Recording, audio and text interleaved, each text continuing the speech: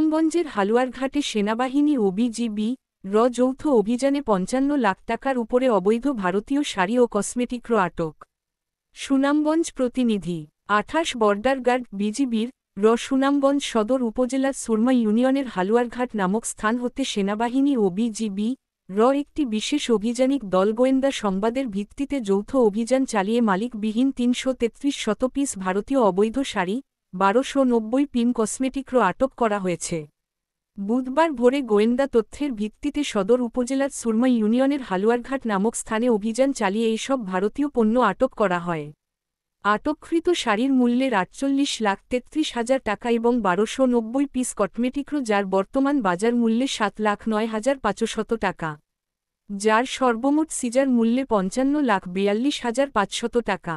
অভিযানে উপস্থিত ছিলেন শান্তিগঞ্জ আর্মি ক্যাম্পের ক্যাপ্টেন জামিলের সাথে আরও ১০ জন এবং বিজিবি ও ৩১৫ সহকারী পরিচালক মোহাম্মদ রফিকুল ইসলাম, ভারপ্রাপ্ত quarter master Sunamganj battalion ২৮ border guard বিজিবির সাথে আরও ১৪ জন।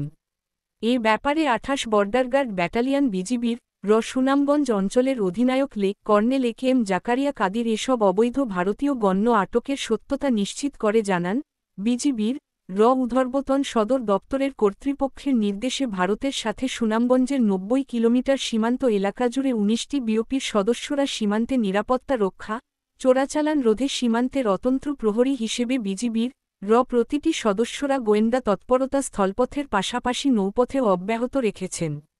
আটককৃত সকল অবৈধ ভারতীয় পণ্য সুনামগঞ্জ শুল্ক কার্যালয়ে জমাদানের প্রস্তুতি চলছে বলেও তিনি জানান।